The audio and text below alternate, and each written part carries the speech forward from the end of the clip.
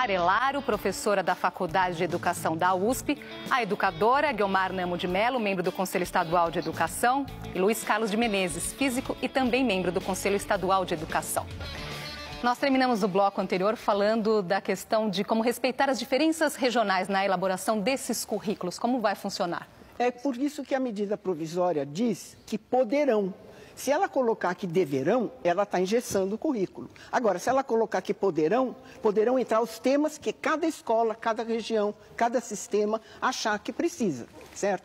Hoje nós temos um currículo que obriga, inclusive, a ter 2 filmes nacionais por semana exibidos no cinema. Isso não é coisa de lei. É preciso deixar claro que o Congresso Nacional não existe para pendurar lei na árvore de Natal do currículo.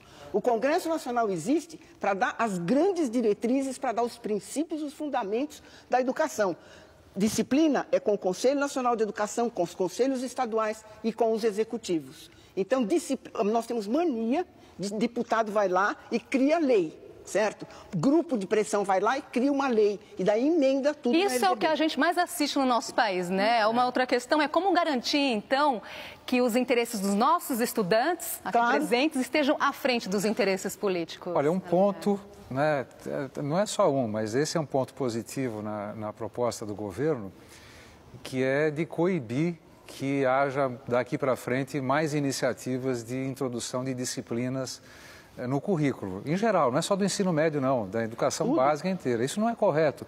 Os congressistas devem se ocupar de várias coisas, entre elas de assegurar mais verbas para a educação, que é uma coisa absolutamente indispensável. Eu tenho uma preocupação muito grande com a questão da PEC 241, que está... Bom, mas isso é outro assunto. Agora, de qualquer maneira, nós precisamos fazer uma inversão. Hoje em dia, são os grandes vestibulares, inclusive o Enem, que estão orientando o currículo.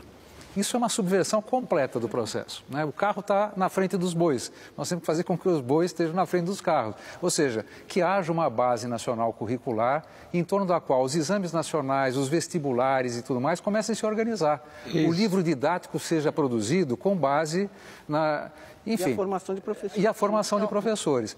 Por isso que eu vejo, viu, Lisete, que eu entendo a sua preocupação, né? Nós temos que ter um processo amplo, participativo, e o que eu quero dizer para você é o seguinte: quando esse assunto da Base Nacional Curricular Comum chegar ao Conselho Nacional da Educação, que é por lei o organismo que deve definir essa norma nacional, nós vamos fazer as audiências públicas, os debates necessários para incorporar a posição da sociedade brasileira, sobretudo dos estudantes e, mais do que todos eles, dos próprios profissionais. Então, essa questão dessa mudança na base deve trazer aí também consequências nos critérios de acesso ao ensino superior, professor? Certamente. Isso eu não tenho dúvida nenhuma. De que forma? Como isso pode funcionar de forma eficiente? Eu quero mencionar o Enem atual.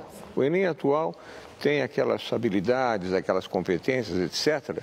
Mas o que está pautando o Enem atual é o anexo. E o anexo é o velho currículo, careta, sem graça, propedêutico, chatíssimo. Então, se você olhar o peso que o anexo está tendo no exame real, é muito grande.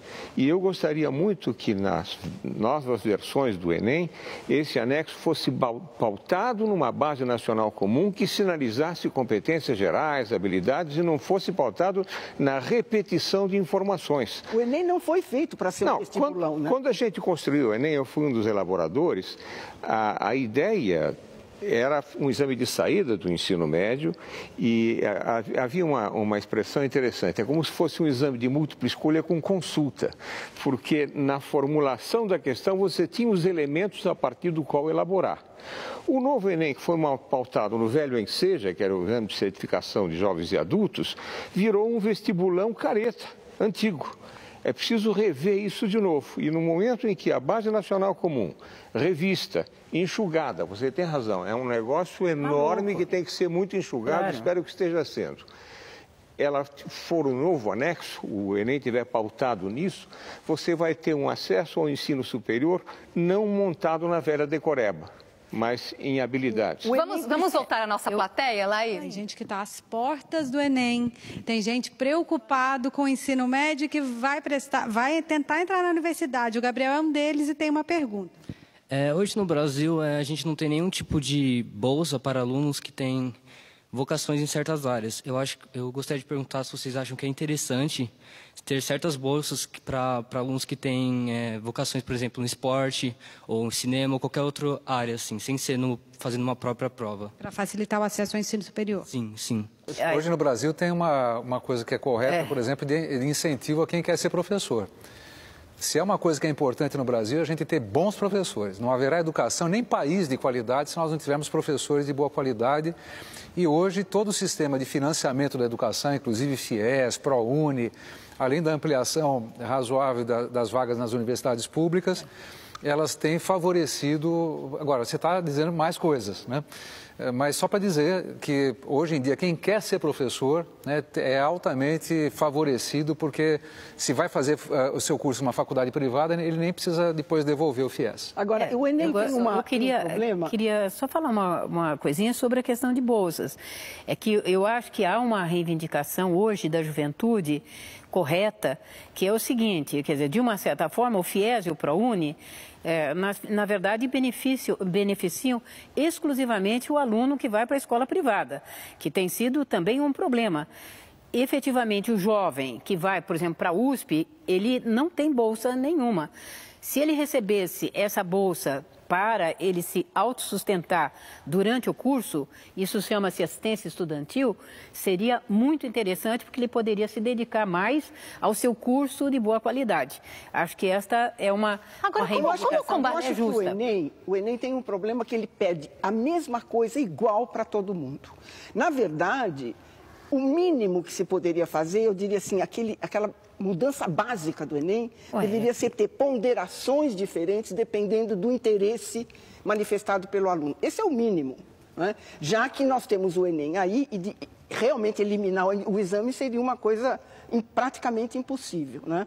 Acho que ponderar, quer dizer, o aluno está pensando em engenharia, ele faz todas as provas, mas a prova de física e de matemática teria mais peso do que a prova, por exemplo, eu não sei quais são as provas todas que tem no Enem, mas com as provas de línguas, por exemplo, ou de língua portuguesa. Essa não acho que resolve o problema, mas seria o mínimo que você esperaria. O que não dá para manter é uma prova de 8 milhões de alunos, de 8 milhões de jovens, fazendo a mesma prova, a prova igual. Fazendo a mesma prova, e quando nós vemos o resultado disso, os números, né, do Enem, nós vemos aí que os jovens que chegam às melhores universidades públicas vêm das escolas particulares, que é a necessidade de combater essa desigualdade. Ter bolsa de manutenção de assistência estudantil para quem entra na universidade pública seria corroborar com esta injustiça, porque o jovem que vai para a faculdade privada hoje é o mais pobre, e muitas vezes trabalha de dia, estuda de noite, trabalha de dia para pagar a faculdade. Olha, eu sei o que é isso, porque foi a minha vida. Por favor, resolver esse problema, todos nós sabemos aqui, acho que estamos de acordo, é garantir que a educação seja boa para todos, né? A educação de base, de boa qualidade. E mesmo aqueles que poderão, a partir de um processo de seleção, como é o caso do Enem, né, que hoje funciona como um grande vestibular, fazer um processo de ponderação, mas o Enem, ele tem, em alguns casos, nos últimos anos, exercido um papel importante, porque ele é menos um Enem decoreba e muito mais um Enem que procura fazer com que o jovem faça a relação entre os vários campos do conhecimento e do saber. Isso é muito importante, né? Acho que hoje já não é tanto. De qualquer maneira, nós precisamos sempre avançar, né, porque nós não vamos resolver os problemas com cota. O problema é o seguinte, resolver para valer significa garantir desde a educação infantil, desde o momento da alfabetização, que todos, por exemplo, estejam todos, sem exceção, alfabetizados, pelo menos até os 8 anos de idade. Agora, nosso tempo aqui voou, nós vamos continuar, nós temos ainda mais programas pela frente, mas nós terminamos agora mais um programa da série Educação. Eu sei que são muitas as questões, nós ficaríamos aqui em defesa das cotas também, que garantiram uma diversificação nas universidades públicas muito importante. É bom que a gente se lembre disso. Nós continuamos amanhã. Nosso próximo tema será a formação de professores. Muito obrigada pela companhia. Até lá.